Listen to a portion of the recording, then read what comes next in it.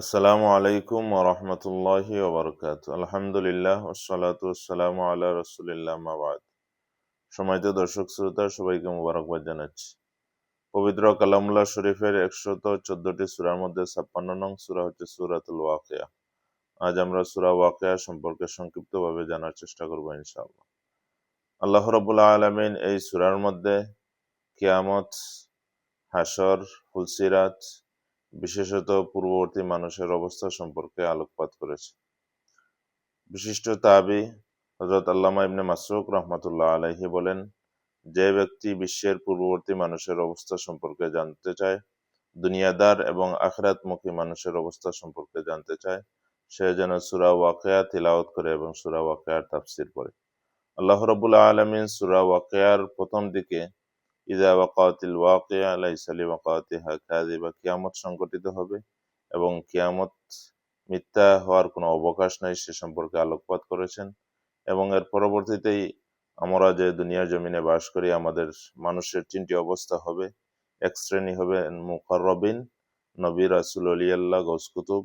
এক শ্রেণী হবেন আসহাবুল ইয়ামিন, শুধু নেককার, আল্লাহ রাব্বুল আলামিনের প্রিয়পাত্র হিসাবে থাকবেন। অন্য শ্রেণী হচ্ছেন আসহাবুশ শিমাল, যারা হচ্ছে বদকার মানুষ হবে। সে সম্পর্কে সূরা ওয়াকিয়ায় আলোচনা করা হয়েছে। বিশেষত সূরা ওয়াকিয়া হচ্ছে এটি প্রাচুর্যের সূরা, ধনী হওয়ার সূরা, দরিদ্রতা থেকে মুক্তি লাভ করার সূরা। আল্লাহ রাব্বুল আলামিন এই সূরার তিলাওয়াতের মাধ্যমে উম্মতে মুহাম্মাদীর দরিদ্রতা মুক্ত হয় সে সম্পর্কে আল্লাহর হাবিব সাল্লাল্লাহু আলাইহি ওয়াসাল্লাম হাদিস শরীফের মধ্যে আলোকপাত করেছেন। বাইহাকী শরীফের হাদিস, হযরত আব্দুল্লাহ ইবনে মাসউদ রাদিয়াল্লাহু তাআলা আনহু বলেন, মান ক্বারা সূরাতুল ওয়াকিয়াতি কুল্লা লাইলাতিন লাম তুসিবহু আবাদান, যে লাম তুসিবহু ফাকিহাতুন আবাদান, যে ব্যক্তি সূরা ওয়াকিয়া তেলাওয়াত করবে এবং তাকে কখনো দরিদ্রতা পেয়ে বসবে না। তাফসিরে ইবনে কাসিরের মধ্যে একটি ঘটনা বর্ণনা করা হয়েছে, যেটি ইবনে আসাকিরের বরাত দিয়ে এনেছেন। হযরত আব্দুল্লাহ ইবনে মাসউদ রাদিয়াল্লাহু তাআলা আনহু যেই সময় মৃত্যুশয্যায় শায়িত, তখন খলিফা ছিলেন হযরত উসমান রাদিয়াল্লাহু তাআলা আনহু। হযরত উসমান রাদিয়াল্লাহু তাআলা আনহু তখন আব্দুল্লাহ ইবনে মাসউদ রাদিয়াল্লাহু তাআলা আনহুর শয্যাপাশে এসেছিলেন এবং কিছু চমকপ্রদ শিক্ষণীয় আলোচনা করেছিলেন, সেটি ইবনে কাসির রহমতুল্লাহ আলাইহি ওনার তাফসিরে এনেছেন। তখন প্রথমে আব্দুল্লাহ ইবনে মাসউদ রাদিয়াল্লাহু তাআলা আনহুকে হযরত উসমান রাদিয়াল্লাহু তাআলা আনহু এসে প্রশ্ন করেছিলেন, মা তাশতাকি, আপনার অসুখটা কি?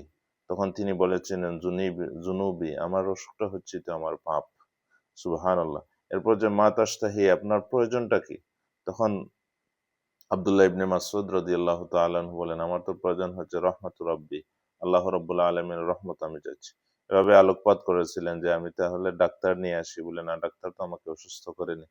সর্বশেষে যে বিষয়টি নিয়ে আমরা আহ আলোচনা করতে চাই বা যেটিকে গুরুত্ব প্রদান করতে চাই, সেটি হচ্ছে হযরত আব্দুল্লাহ ইবনে মাসউদ রাদিয়াল্লাহু তাআলা আনহুকে বলেছিলেন, তাইলে আমি বাইতুল মাল থেকে আমি কিছু সম্পদ পাঠাই, আপনার কন্যাদের জন্য সেটি উপকার হবে।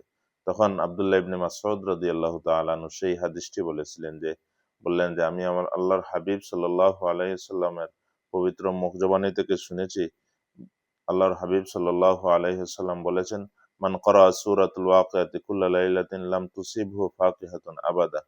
আমি সেই হাদিসের উপর আমল করে আমি আমার কন্যাদেরকে সূরা ওয়াকিয়া শিক্ষা দিয়েছি। আমার দৃঢ় বিশ্বাস, আমার ইন্তেকালের পরেও আমার কন্যারা সূরা ওয়াকিয়ার উপর আমল করবে এবং তাদেরকে কখনো দরিদ্রতা পেয়ে বসবে না। সম্মানিত দর্শক শ্রোতা, যে বিষয়টি বলতে চাই সেটি হচ্ছে সূরা ওয়াকিয়া হচ্ছে এই প্রাচুর্য হওয়ার সূরা, ধনী হওয়ার সূরা, সম্পদে বরকত লাভের সূরা। এজন্য আমরা পবিত্র সূরা ওয়াকিয়া প্রতিদিন রাত্রে, বিশেষত বাদ মাগরিব পড়ার চেষ্টা করি। আল্লাহ রাব্বুল আলামিন আমাদেরকে তৌফিক প্রদান করেন। আল্লাহুম্মা জাআলনা মিন আসহাবিল ইয়ামিন ওয়া লা তাজআলনা মিন আসহাবিশ শিমাল। আসসালামু আলাইকুম ওয়া রাহমাতুল্লাহি ওয়া বারাকাতুহু।